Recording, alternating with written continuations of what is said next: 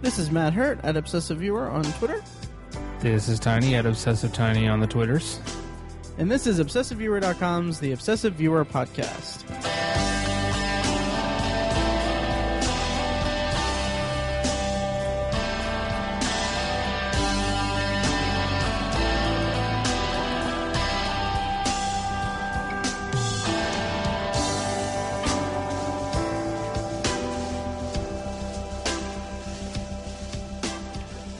And welcome to the latest episode of The Obsessive Viewer. We're a weekly movie and TV podcast that covers a specific topic, be it genre, trope, movie, or show. Each episode, you can find back episodes at ovpodcast.com, find the blog at obsessiveviewer.com, and what's the rest of that? Oh, subscribe to the subreddit at r/obsessiveviewer. Yeah. Yeah. Also check out my side project podcast, Anthology, at anthologypod.com. So, as I said, we're a weekly movie and TV podcast, and today we're covering a movie title, Straight Outta Compton. We're coming straight out of Speedway. Oh my god! Technically, we're not in Speedway because I moved out of Speedway. So yeah, we're talking about Straight Outta Compton today. Before we do, I do want to mention that we are a handful of weeks away from hosting an event in Irvington in Indianapolis. If you're in the area, check it out, Shocktober in Irvington.com. We're screening short horror films from local filmmakers, and we are doing Q&As, giveaways, all that stuff at the Irving Theater. Check that out at Shocktober in Irvington.com. So, Tiny, we watched Straight Outta Compton last Friday, about 7 days ago? 8 days ago? 5 days ago. Oh, I can't count. So as we are wont to do, also we won't be spoiling the movie unless God, this is a disaster. We might do a spoiler section and throw it at the end. Yeah. I'm gonna redo that. Okay. So today we're talking about Straight Outta Compton, which just was recently released in theaters. We talked about last week how it broke the R-rated mid-August release record held by American Pie 2. The most arbitrary movie record that exists. Right. But so we watched the movie less than a week ago, and we're going to talk about it. And as usual, we aren't going to spoil it in our main review, but if we do go into a spoiler section, I will cut it and put it at the end of the episode, so anyone who hasn't seen it will be free to listen to it. So what we usually do here is we usually do a rundown of our thoughts overall, and then we kind of get into a more nuanced discussion of it. So, Tiny, what did you think of Straight Outta Compton overall? I freaking loved it. Currently, it is my movie of the year. Oh, nice. But, we still got plenty to go. But, right. God, I just really loved it so much. I love the message of it and the writing, and I loved the acting. I loved all of the music that was brought back to life and made new again for a whole new generation that maybe wasn't exposed to this. I just loved it for so many reasons, and I'm anxious to get into them. Nice. Yeah. Nice. I'll echo those sentiments. I enjoyed it a lot. I actually really, really liked it. I don't know where it'll stand in my movies of the year list or anything, but it's definitely a contender. It's definitely a contender for movie of the year so far. Like you said, I really enjoyed the acting and the way that it emphasized the bond of these guys and the kind of turmoil that they went through as the movie progressed. And then also I really appreciated the subtext of the culture in Compton. It was depicted in a tasteful way, or it was depicted in such a way that it didn't overshadow the biopic-ness of it. It was a really well-managed kind of joining of biopic and information dump of what these people did and how they affected their own culture and how they spotlighted what was going on and everything, and then also juggling that with the social commentary of what was happening on the streets of Compton at that time. It was just really well executed. in the final product. And yeah, the acting was just phenomenal. Yeah. And we'll get into that here in a bit, but just yeah, my broad thoughts are just that it was a really strong movie, and one that I'll definitely be recommending. Nice. Yeah, spoiler for our review, I guess. So what exactly did you like about it? What was something that stood out about it? I mean, the first thing is just the fact that I think when this music came out,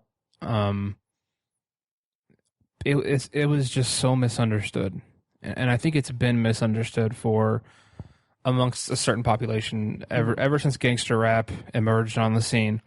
I think most would credit N.W.A. with making it a national and an international phenomenon. You know, it existed before this, but they made it famous.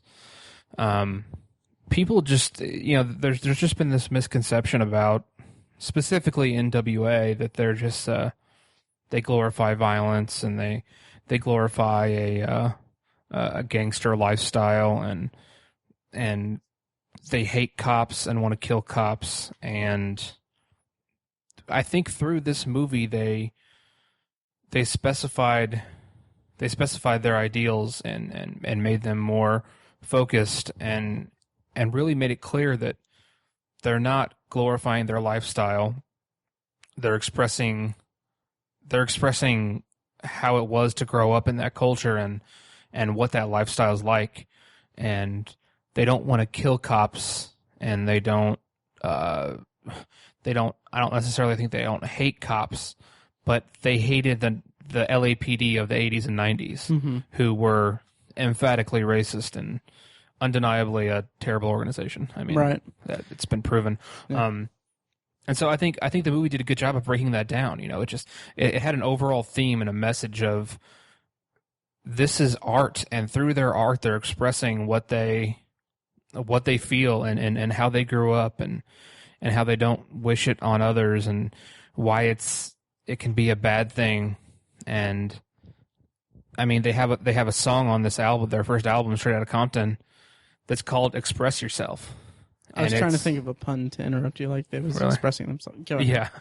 They have a song called "Express Yourself," and that's I think that's a very core message to what N.W.A. is all about. And I think this movie just clarifies so much of that, and it's going to popularize that notion. And I felt it in every minute of this movie, and it hit home with me, and I loved it. Yeah, I agree. And I mean, it's tough with this type of episode and this type of review because it's just going to turn into kind of a love fest, but we'll work through it. But I'm like right now I'm 29 and I was born in 86. I lived in Indiana and Ohio and Florida, but I wasn't privy to this culture as it was happening. I wasn't like, I didn't know what life was like for the guys who started gangster rap or anything like that. Mm-hmm. So and I don't know how personal this will get, but like I grew up in a strong like police oriented household. And so like just from like the outset, like when I was a teenager, I kind of got in. I enjoyed rap music, and like I would get like I think I bought Straight Outta Compton the album, and like I just remembered like getting this kind of like pushback from my parents and stuff about like, oh, they have a song called the Police. Right. And it's just like from just like knee jerk reaction, like this is like it was villainizing them. And it's so interesting to see this movie take such a stance against like what they stick up for what they were communicating on that album, and it kind of makes some interesting statements about what their message was, and it feels like that. I don't know how common my upbringing was to the the rise of gangster rap with other suburban kids who didn't have no context to what they were talking about. So yeah, I enjoyed how they demonstrated, how the movie demonstrated what they were saying and everything, but also it told a really grounded story about each of their character arcs and their motivations and everything. Very central to the story is about Eazy-E's relationship with the manager guy played by Paul Giamatti. Mm-hmm. And it's funny the real life person that he's playing vehemently disagrees with his portrayal in the movie. Yeah, I'm sure he does. And I was a little thrown by that too. I was thinking the character of Jack Hiller was going to be sort of a fish out of water kind of character, and it was going to provide a lot of comedy for the movie. There's this white guy throwing him with these gangsters. I thought it was going to be a funny thing, and he was just going to be a lighthearted, fun character, but he actually ended up being a pretty serious antagonist. Yeah, very pivotal role in it. Yeah. And I didn't mind that at all, really. Me either. Yeah. I liked the way that his role really bred the conflict within the group, within the members of the N.W.A. Mm-hmm. And one of the things that I found unique to my experience watching the movie is that it portrayed the kind of behind the scenes of this group's rise to fame and the way they went separate ways, seeing how some characters leave and start their own solo careers. By the way, check out Anthology podcast at anthologypod.com. But how they kind of stray away from the group, and how they had the genesis of their conflict, and how that gets into, it permeates into the music.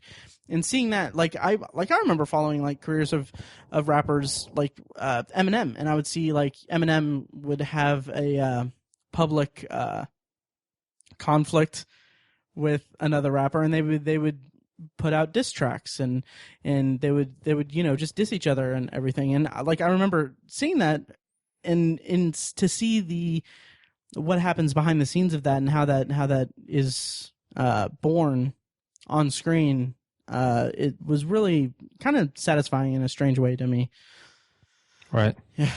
Well, I like the fact that you use the word context, because I think that's so important when you're talking about this group and this story, because so many extreme opinions. I mean, the most controversial song of N.W.A. is obviously "F the Police." I mean, there's it's no contest, and that's the song they're most famous for, and that's highly controversial. And I was similar to you. When I grew up, I was like, well, kind of dismissed them, because it's I don't feel that way about the cops. I've never, to this day, I've never had a unpleasant interaction with a cop. Right. And so my immediate opinion is, well, F them for saying F the police. They're nuts. But you have to realize that most extreme opinions like that are born out of ignorance. Racism isn't ignorant. It's born of ignorance. But these guys' opinions that they hate cops, or that they say F the police, that's from their own personal experiences. These guys didn't have positive interactions with cops. And it's their argument in that sense is grounded in their own experience. It's grounded in the context of their lives. And so while I don't agree with it, I can't knock them for having that opinion, because that's all they know. That's all they knew. And I mean, in the past years or so, Dr. Dre has come out and said, we need cops, and they do some good things. He said that, but I can understand, as a young man in that culture, you would have that opinion and you would need to express it. Yeah. You would need to express yourself. So express yourself. Oh God. Anyway, no, but I think that might be a little simplifying a little bit, and I don't want to get into the meanings behind the music or anything. Yeah. 'Cause we are a movie and TV podcast, but they're stating more that they're like, you know, they're saying F the establishment and kind of the institution that is breeding so much conflict and just visceral, or not visceral, but breeding such a volatile situation. Mm-hmm. And I think that was demonstrated incredibly well through the movie. And what I really just, the moment that I kind of realized like this is a really strong movie. Yeah. Was the opening like 10, 15 minutes. There was a very delicate amount of care put into just bringing the audience into this atmosphere and this world that they were creating for the audience for this movie. Like it opens with Eazy-E in a drug house doing some illegal deeds, mm-hmm. and in a volatile situation that reaches a more dangerous apex, I guess. And I thought that was just a really great entry point to the movie, and it kind of continued building the world that these characters reside in a way that made it very organic for them to create the music that would be the voice of that world that they were building. Like, there's such a great scene where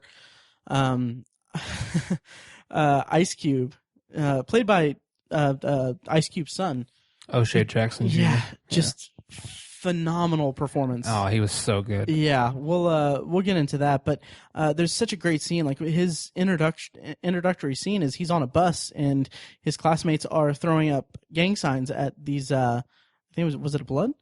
Yeah, I think so. At these gang members who were driving beside the bus, and so this wouldn't really be spoilers, but it would or wouldn't. I think we're good. Okay, so the gang member gets onto the bus and basically threatens the kid and explains to him not to throw up those gang signs because it's not a game or anything, and that like that scene was so gripping and so filled with so much tension. And then later on, when Ice Cube goes to, I think it was to where Dre was staying, and they're talking about it, like he just says it like he just says it almost nonchalantly. He's like, "Man, this blood came on the bus and gave a motivational speech." Yeah, and just the levity that brought, it just communicated so much about this world being that they are inhabiting being just a like everyday normal thing. Yeah, I mean that would be highly traumatic for most people, but for him it was like, yeah, some guy just pulled a gun, on the school bus and gave an inspirational speech. Yeah, exactly. That was really funny. Yeah, and just like little bits of that, it's, I mean, it reached a point where, in that first act, where you just got so comfortable in the discomfort of this world, and you can see why you would want these characters to rise to the fame that they were about to get. I just thought that was really well illustrated in the first act, but throughout the rest of the movie, though, there was some things that kind of bothered me, and when I say it, it'll probably be less bothersome to me. But this is more just for something to breed debate for the episode, I guess. Mm-hmm. But there was some times throughout the movie where I felt like the way that they built up or played up the bond that the characters shared. Like there's a particularly emotionally gripping scene where they're on tour and they have to stop because one of them gets news from home. Mm-hmm. And so there's this scene where they're all kind of huddled together and they're kind of letting the information that they just learned wash over them and everything, and kind of go through the process of processing it. But then, I mean, it could have been a particularly strong moment, and it was pretty strong in its own right, but it felt a little too much like now these guys are like brothers, and now these guys are. This is us demonstrating how strong the bond is between these characters, and I felt like that was a little weak given how great the building of the subtext of the environment that they lived in was early in the movie. Did you get that from that scene, or did you have any? How did you feel about it?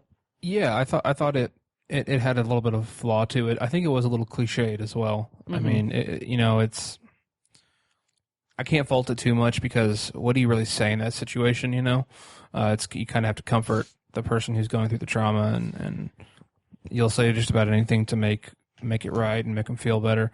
But it was cliched, and it's sort of. I mean, you can't trivialize that because right. I know the character that happened to in the movie that actually happened in real life. Right. It really affected how he treated his career and how it affected him deeply, Mm-hmm. And so I can't trivialize that too much, but it was just a little cliched and a little less than satisfying, I guess. Yeah, and I mean, who knows how I'll feel about it when I see it again.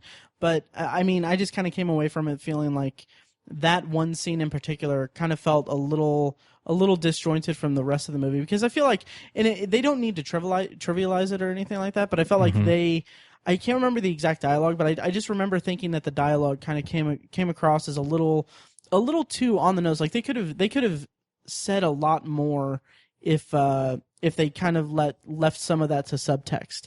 Yeah, that's true. Yeah. Yeah, and the way that it came across kind of felt, and this might be marginalizing it or being a disservice to the power of that scene in the constructs of the story that they were telling, but it came across as like almost like a like kind of like it reminded me a little bit of like a kind of Remember the Titans like Disney scene. Yeah, where that's a good way to put it. Yeah, where they kind of just. It's kind of like less about the trauma that this character is going through, and more about communicating to the audience what the scene signifies. And, yeah, I mean that's just basic failure to tell a story. That's a good way. I like that way you put that. Yeah, yeah. It was the scene could have been crafted much differently. Right. Yeah, put it that way. Yeah, and I mean it was a minor blemish, and it. Fortunately, that didn't come through in any other scene that I can really remember. Mm-hmm. To add on to that, or to build on that, mm-hmm. one of the scenes or one of the aspects of the story that I wasn't too bothered by it, and I think it served a purpose, but I think it was just a little ham-fisted, was the way that they showed the relationship with Dr. Dre and how he kind of picked up some of these women. His relationship with some of the women, which has been in the news lately. His former girlfriends have come out and talked about how their relationships were not really portrayed in the movie. But that's not really what I'm talking about. It's just the fact that he probably late in the second act, or maybe midway through the movie, gets involved with this woman and they're dating, and it kind of shows how it seemed kind of out of place for me. Like I don't think it was influencing the character very much until it shows them like concluding a date, and it's the classical scene where they're kind of on the doorstep and he's saying goodnight, and it's like, is he going to get invited in or isn't he? It's kind of that whole thing, but it has an interesting twist because she reveals she needs some time, and it's because I don't think this is really a spoiler. She says she needs time because he's in the news. He's in the news, and he's involved with questionable people who do questionable things. And she has a child, and she doesn't really want to bring her child into that situation. And so it kind of influenced that character to reassess where he was. So it served a purpose, but I just thought it was just kind of. I really wasn't crazy about the way it was presented. It was just kind of thrown in the middle of some other threads that they were hitting really hard, and some of the other storylines were really hitting their peak at that moment. And they just kind of threw it in the middle of them, and I didn't care for the way it was added in there. Mm-hmm. But I mean, that's one of maybe two things or three at most that I wasn't too crazy about, but there was nothing that stuck out that I was like, that wasn't good or that sucked. Or, I mean, the whole movie was just an A. Yeah. It was a 9 out of 10. I mean, right. And yeah, I agree, and I definitely see what you're saying about the Dr. Dre subplot. yeah. But I'm gonna kind of leapfrog off that and kind of go into one of my main issues with the movie. Really, is that the movie just, and I think that there's been articles where they said that they did this because it didn't serve the narrative, but the movie completely and willfully ignored the D Barnes incident with Dr. Dre. Yeah. So for our listeners, there was a very publicized incident, an assault, really, in 1991, where Dr. Dre encountered D Barnes, who was a rapper, I think. And from Wikipedia, this is according to the Rolling Stone, Dr. Dre had, quote, picked her up by her hair and began slamming her head and the right side of her body repeatedly against a brick wall near the stairwell as his bodyguard held off the crowd with a gun. After Dre tried to throw her down the stairs and failed, he began kicking her in the ribs and hands. She escaped and ran into the woman's restroom. Dre followed her and grabbed her from behind by the hair again and proceeded to punch her in the back of the head. This was after she gave an interview with Ice Cube where Ice Cube had discussed leaving N.W.A. I guess. So yeah. So there was a bit of violence there. Yeah. And like this is according to Wikipedia, so I checked the sources and everything. But afterwards, and like MC Ren from N.W.A. later said, quote, "Bitch deserved it," and Eazy said, quote, "Yeah, bitch had it coming."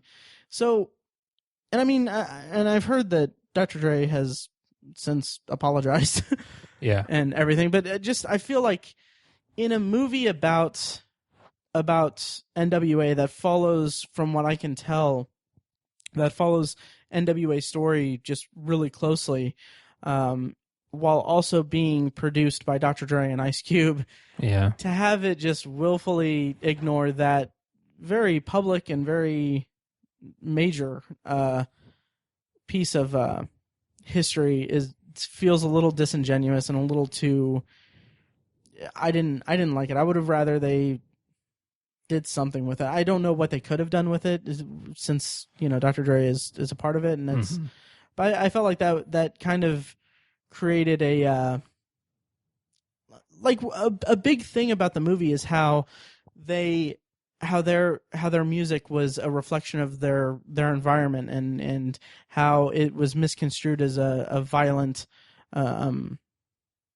anthem, anthems for violence, basically, and how it kind of was misrepresented and everything. And I feel like there's a bit of misrepresentation here if they're going to exclude this this alarmingly not positive experience, right? In an effort to showcase the story, I guess. I don't know. I felt like the exclusion of that seemed a little suspicious, and I can understand the director F. Gary Gray when he said, I guess he said that it didn't serve the narrative, and I guess I can see that, because the story isn't about how they treat women or anything like that. The story's about their rise and how their music shaped, or their lives shaped their music, and all that, and how they interacted with each other. But I don't know. It just didn't feel right. I agree. It's problematic. It needed to be addressed in some way. I mean, I think it could have been a very good way to show growth in the character. Mm-hmm. But it was unfortunately not addressed. Right. Yeah, and it's. I think it's really just. It's an example of I don't know if I wouldn't call it nepotism, but like you said, Dr. Dre produced the movie, right? And Yeah, Ice Cube produced the movie. So I mean, they had license to cherry pick what they wanted, right. to put in the movie, and I would venture to say that that's what happened because I mean, I would almost guarantee it. Really, yeah. So I think it could have been a good tool for Dr. Dre to actually try to find some form of atonement. Mm-hmm. He could have had his character show genuine remorse for doing that act. Right. Because he was convicted of it, and I think he went so. to jail a little bit, and I think he had like house arrest and stuff. I don't know what all exactly happened, but it was a pretty substantial event in his life. Yeah, and I mean, as I'm reading more of the Wikipedia article about it, I'm a little more unsettled by it. Like, according to Wikipedia, again, citation needed. Dr. Dre later explained the incident by saying, "quote, people talk all this shit, but somebody f*** with me, I'm gonna f*** with them. I just did it, ain't nothing you can do now by talking about it. Besides, it ain't no big thing. I just threw her through a door."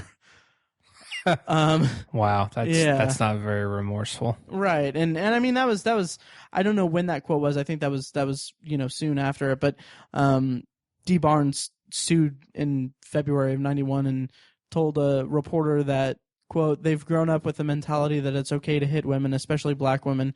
Now there's a lot of kids listening and thinking it's okay to hit women who get out of line.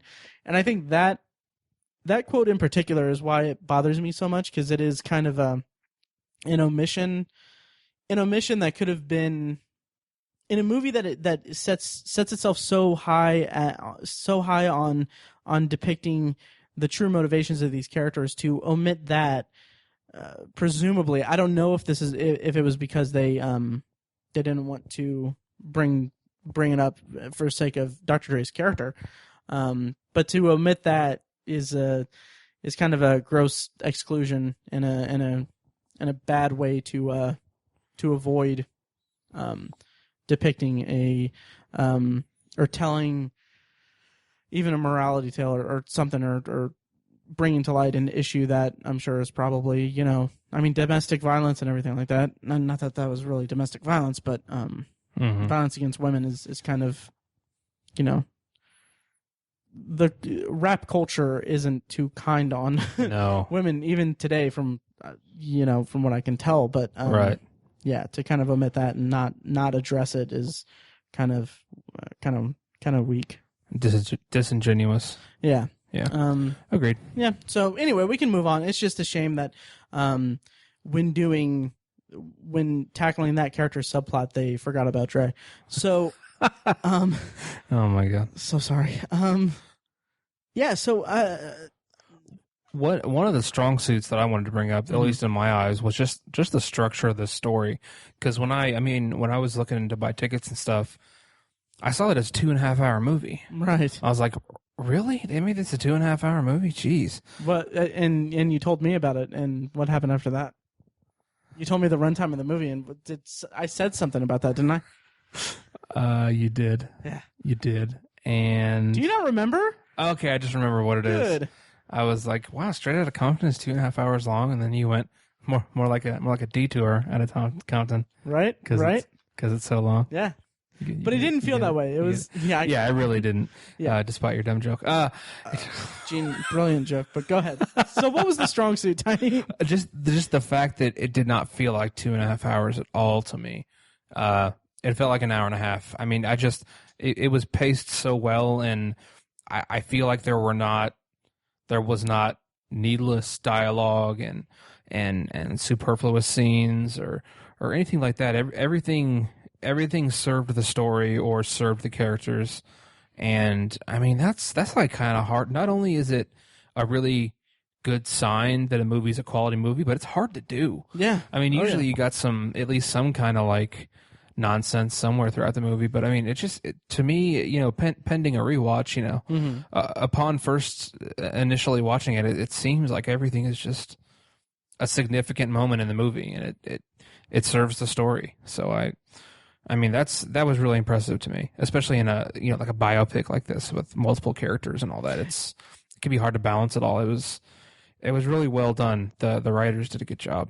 Yeah, absolutely, and that's kind of one of the biggest strengths I have is that for this movie is that it not only was paced spectacularly well, but it did it by telling the stories of all of like several characters in a very organic way. I mean, we talked about the omission of some of Dr. Dre's less than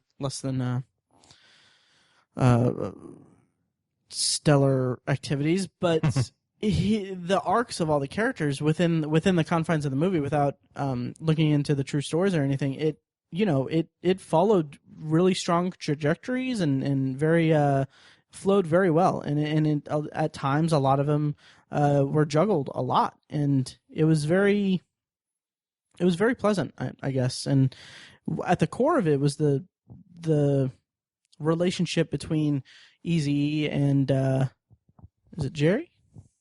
Jerry Heller. Yeah, between Eazy and Jerry Heller, and I thought that relationship kind of tied together the entire storyline of the entire movie, the entire plot. Mm-hmm. And it's commendable in that respect because while in doing that, it also managed to throw in just so many side characters and side development. Like when Dr. Dre goes to Death Row Records, and you have a bunch of stuff with like Suge Knight and other characters from that era of his career. It was astonishing to see all this, because like, I mean, a lot of these little like bits and pieces here and there, they could have made like their own movies of it. And one of the things that I really enjoyed about the movie was how characters whose music I'm familiar with, not so much anymore, but like from like my high school days, characters I'm familiar with their music and everything, and their careers and their stories and everything, like especially with certain characters. And it's like I want to see how they got started, what their rise to fame was like, what their struggle was and everything, what their inspiration for their music was. And like I left the movie wanting more movies of this, depicting, telling the stories of this era of music, and it's something that is really impressive when telling a story about creative people and about inspiration for creativity like that. And like a biopic, a music biopic, it feels like, to me, just by definition, pretty long in the tooth. Yeah. And this was just so cleanly told, despite within the constructs of its own structure, and not without looking into true stories or anything. So I just really appreciated that. Agreed. It's deserving of high praise. Yeah. And I think that kind of leads well into a discussion about the acting in this movie. Mm-hmm.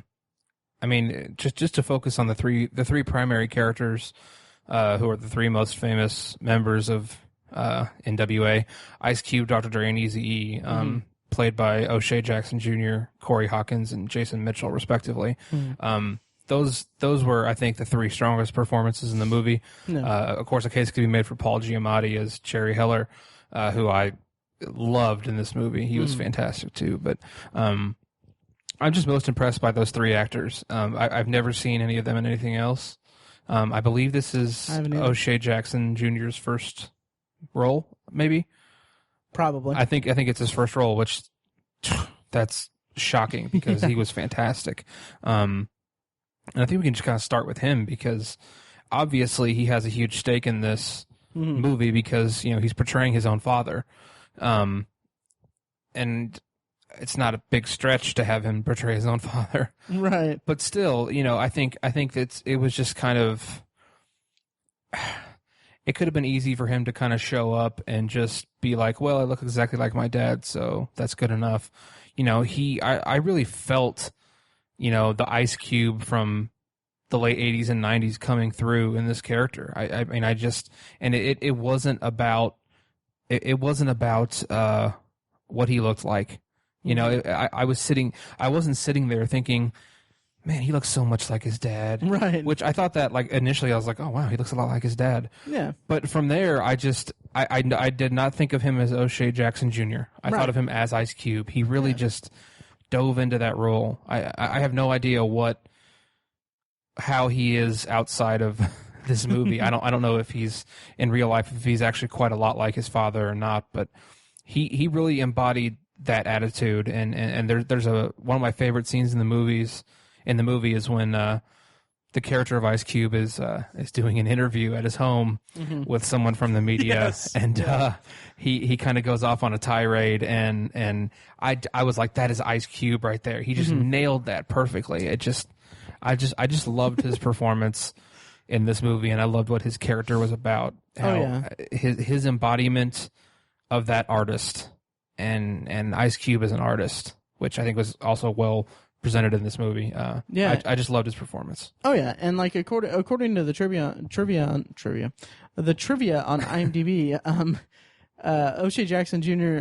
He wasn't comfortable playing his father when he was first cast.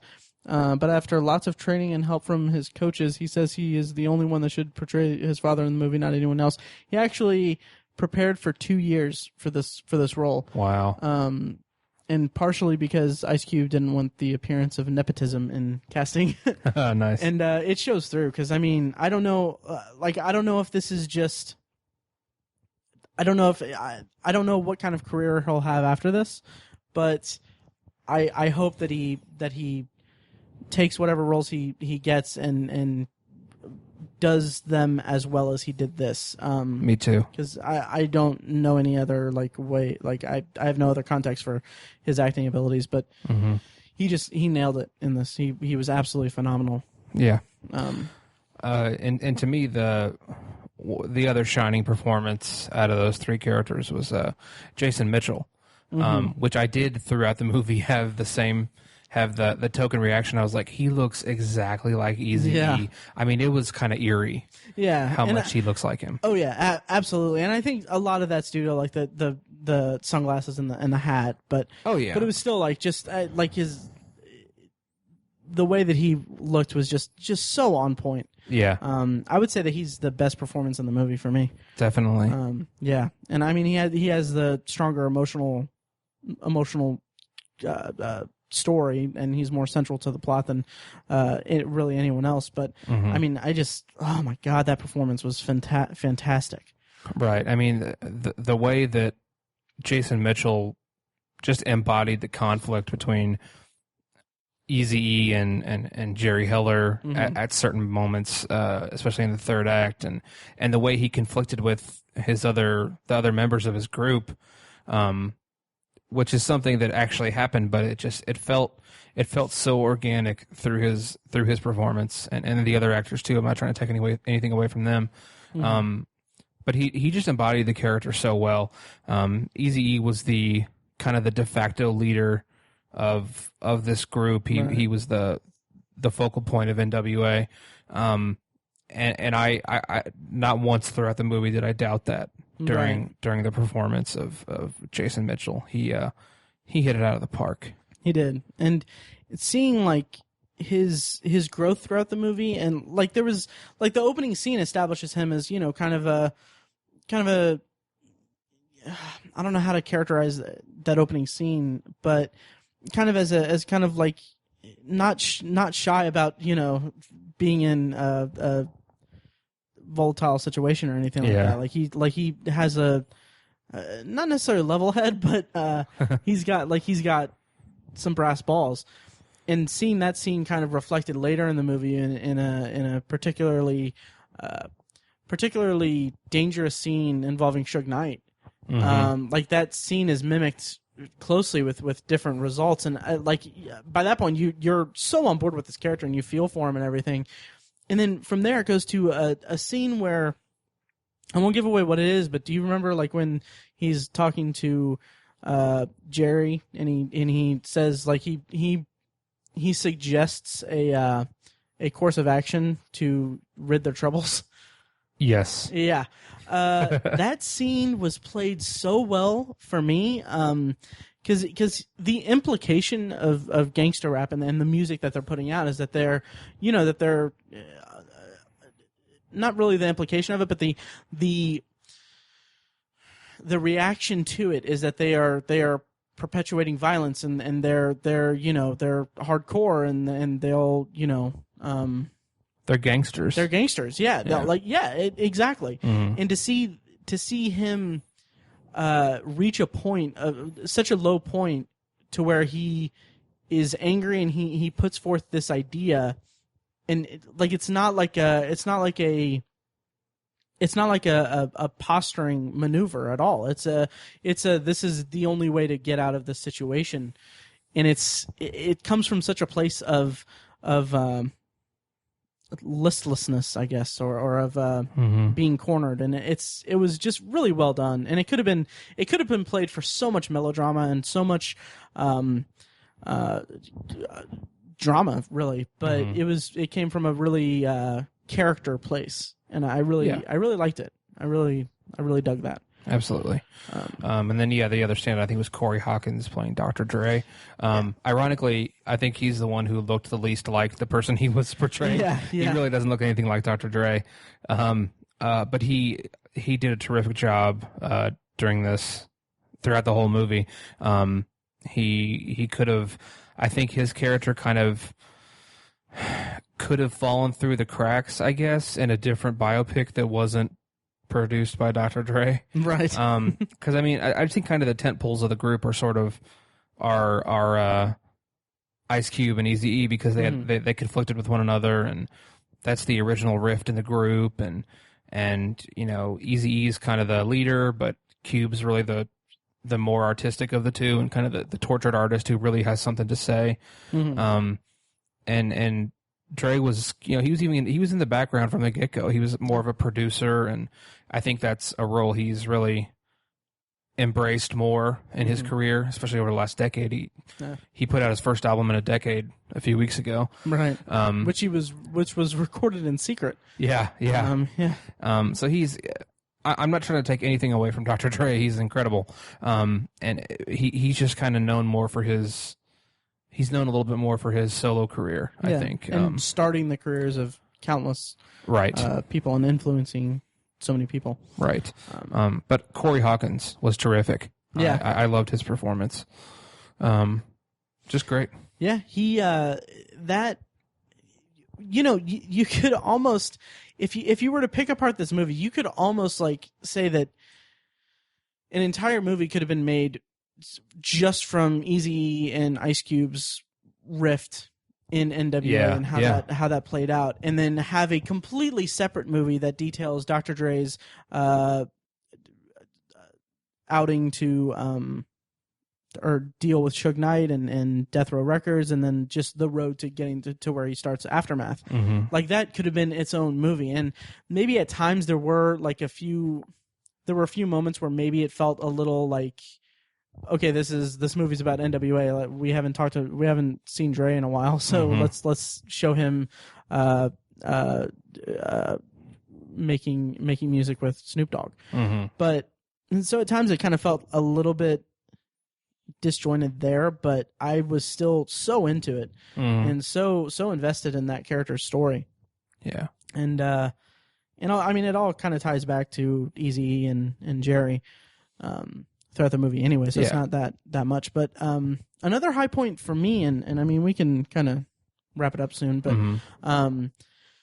was the way that it probably there was a moment in the movie where I was not almost taken out of the movie, but I was so enthralled by it that I wanted to see a movie about it. Like the way that the movie incorporates Rodney King and the LA riots, the way that the actual shots of the riots are filmed in kind of a slow motion, kind of just showing, not glamorizing, but just showing the shining a light on just how horrific it was.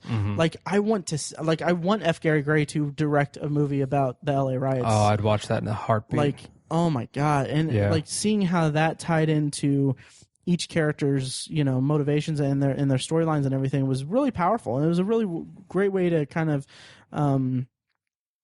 dispel subtext or to include subtext to the motivations of the characters. Like there's a scene where Eazy-E's watching a couple scenes where Eazy-E's watching news about Rodney King and everything, and just like you can feel just how it affects him, and it's so great because that comes at a point where he's far out of Compton. Yeah, he's doing pretty well for himself, right? And it's just it was so great. Yeah, and yeah, it kind of felt like all those guys, Dre, Easy, and Ice Cube were like they were looking at the LA riots from a perspective of, I have succeeded despite my shortcomings or despite where I came from. What have I really done with it? I think, right. Like what positive influence have I played in this culture, in this situation? Have I really done what I should have been doing? And have I gotten away from why I originally started doing this? And you felt that all through subtext, and it was not, it wasn't laid out through expositive dialogue. It was through expression and through physical acting, and and quality writing as well. Just everything. I really appreciated those scenes as well. Yeah, and Jason Mitchell's reaction to certain sequences is just like you just feel like almost like this was all for nothing kind of feeling, and it just resonated really well with me there. So yeah. So I mean, is there anything else we need to talk about with Straight Outta Compton, or should we wrap up our review of it? I think we can wrap it up. Put a bow on it. Okay. All right. Well, yeah. That's our. Do we want to get into spoilers at all? I don't think so. I don't think we need to really. I don't think so either. I think that the way that I mean, with a biopic anyway, it's kind of hard to avoid spoilers because I mean everything's so publicized already. Everything's so publicized and everything. So, but for those who don't know the story of N.W.A. and things, I will say that the kind of emotional climax of it was handled really, really well. Yes, and and this is more just back to me and my not upbringing, but my reaction to seeing things that I recognize from my teen years. But I completely forgot about Bone Thugs and Harmony, and Bone Thugs and Harmony having a such a strong connection to Eazy-E. Me too. Yeah, like I was like, okay, yeah, that's right. That song was okay. Yeah. So anyway, so that's basically our review of Straight Outta Compton. I love the movie. I'll be surprised if it's not in my top 5 at the end of the year. And just this, maybe this is knee jerk, but initially I'd give it like a 9.5 out of 10, pending a rewatch. And I think again, knee jerk. I think I'd like to see Jason Mitchell nominated for an Oscar, and definitely the writers, possibly F. Gary Gray as well. I'd like to see some awards in their future. It's a little early for that, but I'm thinking I'll feel the same way at the end of the year. Yeah, I agree. This will probably be pretty high up, I think. Yeah. I loved it. Highly recommend it, and we may be talking about it around Oscar time, end of the year, kind of definitely time. So definitely go out and check it out. It's really good. Yep. Did you download any music after seeing it? I had the Straight Outta Compton album already, and I hadn't listened to it in such a long time though. But yeah, I started listening to it again. Yeah, I haven't gotten a chance to yet, but I no longer have that CD that I bought. What CD? Straight Outta Compton. Oh, you had it? Yeah. Oh, I said it earlier in the episode. Oh, I didn't. Wow, I didn't hear that. Oh, no, you're fine. You're fine. Huh. So that's our review of Straight Outta Compton. We're going to go to our Potpourri section, but before we do that, I'm going to throw us to the Shocktober and Irvington preview. Join the Obsessive Viewer podcast on October 16th, 2015 at the Irving Theater in Indianapolis for The Obsessive Viewer presents Shocktober in Irvington Part 2. It's a one-night event screening of short horror films from local artists J.P. Leck and Snapshot Productions. There will be giveaways, raffles, interviews with the filmmakers, and so much more. All proceeds will go directly to the Irvington Historical Society. Go to shocktoberandirvington.com for more details. And prepare to be shocked.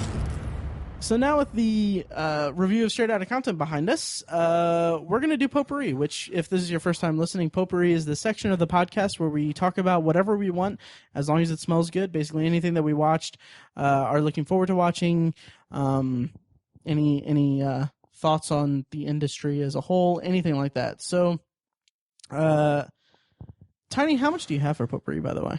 I've just got one thing I want to bring up, really. Okay. In that case, I'll kind of double up on Potpourri then, and talk about. I'll talk about two things and kind of sandwich yours in between it. Is that cool? Yeah, sure. Okay, cool. So usually, what I like to do with these Potpourri sections where it's just two of us is I like to kind of go format by format for stuff that I've watched, but I don't have my list properly updated. But I will say that I recently saw an advanced screening of the movie No Escape with Owen Wilson and Lake Bell as a married couple with two young daughters. Oh, yeah. Two young daughters who moved to a I think it's an undisclosed Asian country. Oh, okay. For business because Owen Wilson's career brought them there, and when they get there, there's a revolt, and the whole movie is them trying to get away from trying to survive. Mm-hmm. So if you've seen the trailers, you know that's it's an action thriller, and man, this movie really worked for me. Really? Yeah, I wrote a review of it. I'll probably post it soon, if not already. Check out obsessiveviewer.com in the show notes of this episode. But I rated it like 7 out of 10. It was so thrilling, and it was really satisfying to see a movie have an everyman character, because I mean Owen Wilson isn't an action star by any stretch, right? And seeing it, like the whole movie is from their perspective, and he's kind of just this kind of everyman character who is just trying to protect his family, and the growth of that character throughout the movie, it doesn't transform him into some just alpha male protector instinct driven person like an action star or anything. Like, he's a very human character, and I mean he does some very clever things to avoid certain situations, but it was really refreshing to see a level of such. I mean, the action in the movie is kind of almost a little bit over. Not, I wouldn't say over the top, but I mean, it's just like they go from several different scenarios where it's like, when is it going to end for them? Right. And it can kind of get a little daunting, but seeing it grounded in such a relatable character and such a relatable on both a fear level and a protection level was just so gripping. Like, it sustained its tension very well.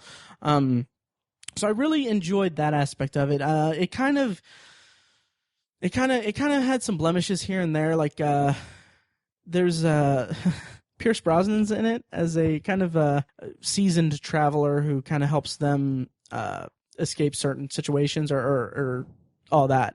But throughout the movie, they kind of run into him, and by the second act, you kind of get an idea that he's not exactly like, he's not just a traveler. And there's a middle section of the movie where it doesn't drag per se, but it definitely almost pushes the movie into a different subgenre of the thriller genre.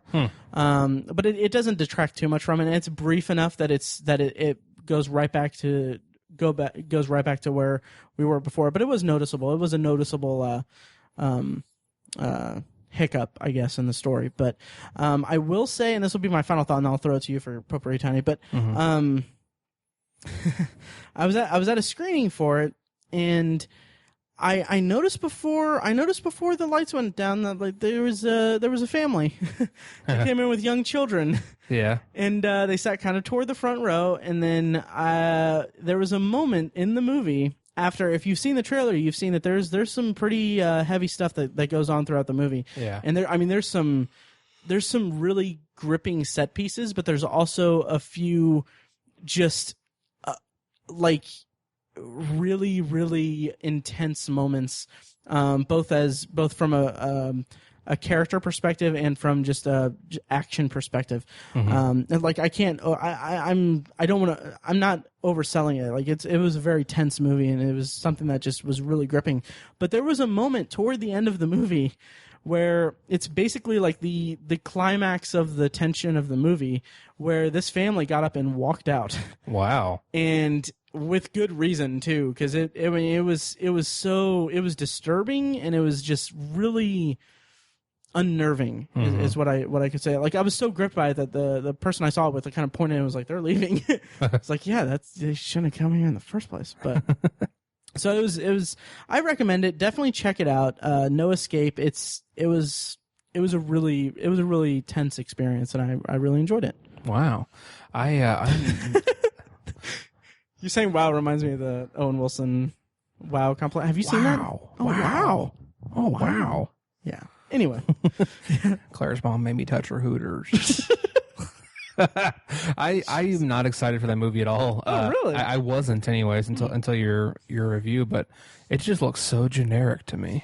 And that is, yeah. And I forgot to mention that there is some bit of genericness to it. Like I kind of honed in on the human aspect of it, and the characterization of the family and how it's the family's point of view. But it's not without its problems. It's not an 8 or 9 out of 10 or a 10 out of 10. It's a 7 out of 10. Because there's probably my biggest gripe about it is that there's a series of like things that seem as if they're setting up for something, and then there's no payoff to any of them. Oh wow. Yeah, like there's an emphasis early on in the movie that shows why it's shown why Owen Wilson's career brought him there, and there's a bit of dialogue between him and Pierce Brosnan that explains what he does for the company that he works for, and then there's a scene that shows how these revolutionaries or militants, whatever you want to call them, their motivations are somewhat tied to what his company is in the country for. But it isn't well defined. It's not defined well at all. Like you kind of get the impression like there's a bit of a conceit in the plot where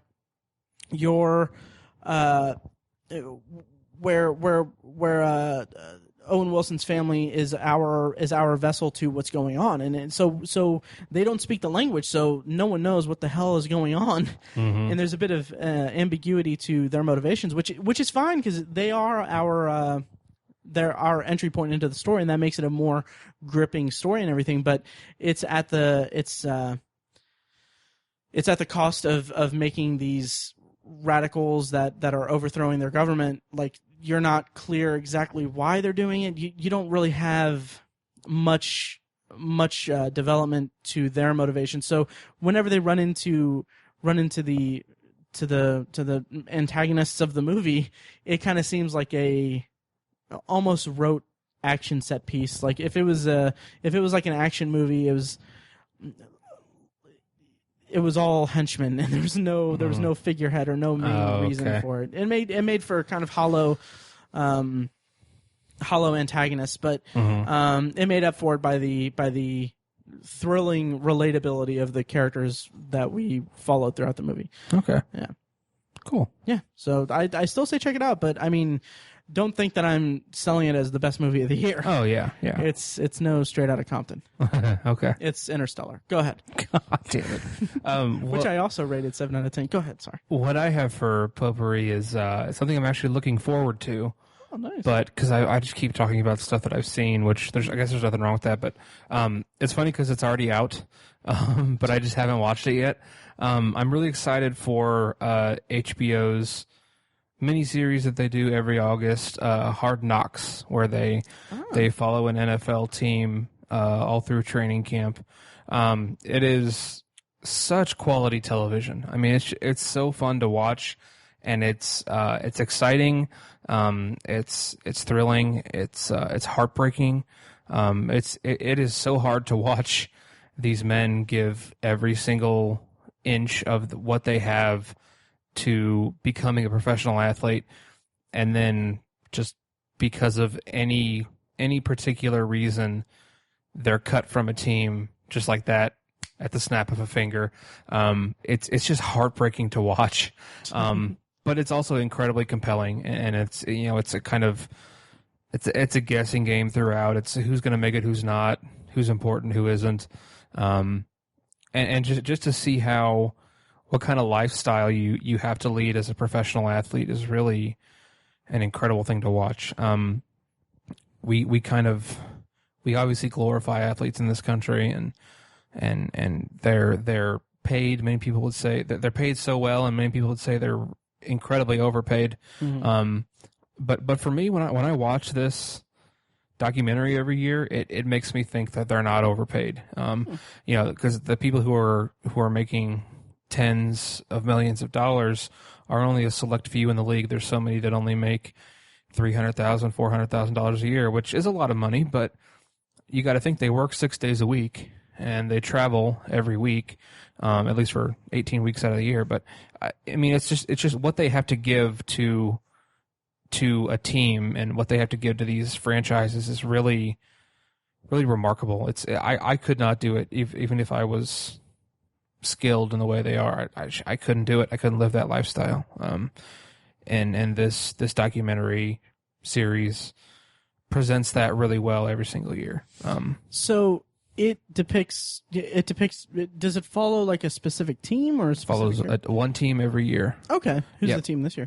This year it is the Houston Texans. Oh, which I'm excited for because Arian Foster is a running back on that team, and he's the first. Pretty much the first major athlete that's come out as like an agnostic atheist kind of person. Oh, wow. And he's being used by not used, but he's working with the not-for-profit organization and the program Openly Secular. Mm-hmm. He's working with them, and he's kind of becoming a voice for that community, of which I'm a member. So I'm excited to see if they address that in the series. Yeah, I'm looking forward to it. It's only 6 episodes. Mm-hmm. It follows them through all their preseason games and all that stuff. It's really good television, and of course it's done by HBO, who does everything amazingly well. Right, pretty much.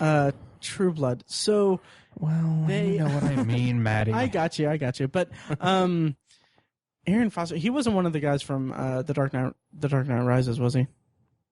What? In The Dark Knight Rises, they had Steelers. Oh, no, he wasn't. Okay. I can't remember the guy that caught the ball in the kickoff. Hines Ward, there you go. He's a receiver for the Steelers. Was a receiver for the Steelers. Oh, well, yeah, well, now he's not because Dark Knight Rises. Yeah, he died. Yeah. Spoiler alert. But anyway, that's really interesting. And also check out Tiny Side Project Podcast, The Secular Perspective. Yep, a few episodes will be coming out here shortly. Nice. Yeah, so I'll go ahead and round us out for Potpourri in the episode. But I want to mention that I mentioned in a previous episode that I've been watching Seinfeld on Hulu Plus. And last night while editing one of the previous episodes to this episode, I don't know when I'm releasing this, the special episode of the podcast featuring Kate Chaplin from Kate's Take, which also, it was really awesome to get to chat with her. And then I will also have an episode with the writer and director of Ask Me Anything going up before this episode. So awesome. That was both of those interviews were really, really fun. And hopefully we can do more stuff like that in the future. Cool. But anyway, as I was editing the podcast last night, I was watching in the background Back to the Future. And then today, I went to the gym after work and I watched a couple episodes of Seinfeld, which is never a good idea when you're in an environment where people, could see you. And because I just was laughing at a lot of stuff. I was just a crazy dude on the elliptical laughing. But anyway, I kind of noticed, like, I've had some trouble, and I've talked about this before, kind of getting into Seinfeld and getting into the kind of brand of humor of it. But after seeing Back to the Future and seeing a couple like premium level episodes of Seinfeld, I really, really appreciated the amount of setups and payoffs in the writing of Seinfeld, and the way that I connect that to Back to the Future is that Back to the Future is one of the most tightly written movies in dealing out setups and payoffs. Like I think there's a whole special feature on the Blu-ray set of Back to the Future that basically has a pop-up screen that illustrates all the setups and payoffs in the movie, and it's ridiculous, the level of cohesiveness in that aspect of the script it is. But I see that a lot in Seinfeld. Like today, I watched a few episodes actually, and there was one that they're kind of all bleeding together. But okay, I'll talk about. I don't remember the title of the episode, but it's the one where Elaine wears the hat. She goes to a Yankee game with George and Kramer. And she's wearing a Baltimore Orioles hat. Mm-hmm. And the whole setup is that Jerry's girlfriend gave them the tickets because Jerry couldn't go and she didn't want to go. So they go to like premium, like owner's box seats at a Yankees game that were given to them from Jerry's girlfriend, who got them from her father. And the whole premise of the episode is that Elaine told her boss that she was going to Maryland to visit her sick dad. And so there's an altercation when people start when Jerry's girlfriend's dad tries to force her to take her hat off. And it lands in the paper, and then like there's the way that it connects later on, and it's like she gave the excuse about her sick dad as an excuse to get out of going to her boss's son's bris. And like in the latter half of the episode, he learns from his lawyer, who is the father of Jerry's girlfriend, that there, like he just hears about an anecdotal story about this crazy girl at the Yankees game that wouldn't take off the Orioles hat, and then like this is spoiling the episode, but the end of it is that the boss tells Elaine he doesn't think much of it. He totally buys into her story and everything, and he's just like, "Hey, yeah, you're from Maryland, aren't you?" And then she's like, "Yeah," and she's all freaking out, and then he's like, "Well, my accountant or lawyer or whoever it was, I think it was accountant, just gave me tickets to the Yankees game. You should come since you didn't go to the bris, and you should wear that hat that you have in your office because it would be hilarious." Oh my god. Oh my god, that's funny. Just that level of detail and intricacy to this little 22-minute episode is just so satisfying to me. Yeah. And seeing all of that play out, and that happens just so much in the show so far. Yeah. I just finished season 3, and I'm really looking forward to season 4 because that's when I believe that's when a lot of the kind of meta humor of Jerry and George developing a pilot for NBC comes into play, and I'm really looking forward to seeing how that plays out because this is my first time watching the series. Yeah. So have you watched any Seinfeld? One of these days I'm gonna watch the show. I've seen so many just random episodes, but I've never really dove into the show very much, and one of these days I'm going to. Nice. I recommend it, and I know Mike really recommends it too. Yeah. As does America. Exactly. Mike is our co-host who is on sabbatical from the podcast. Yep. So I think that about does it for the episode. I think it does. Yeah, awesome. Well, thank you for listening, guys, and we'll throw it to the pre-record outro. And anything else you want to throw in? Nope. All right. Thanks for listening, guys.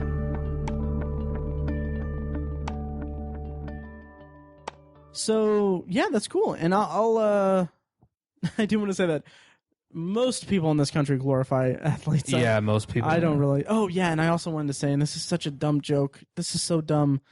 This morning I woke up early and I was really tired. So and I was talking to a friend on Facebook who was a night owl, and I was like, "Hey, do you think that, or you know how like professional athletes, like basketball players, like in the NBA, they might go to like a park and play a game of pickup basketball, to just kind of blow off steam or something like that, Yeah. Do you ever think that race car drivers get that feeling whenever they go to like the grocery store or to drop their kids off at school? Yes.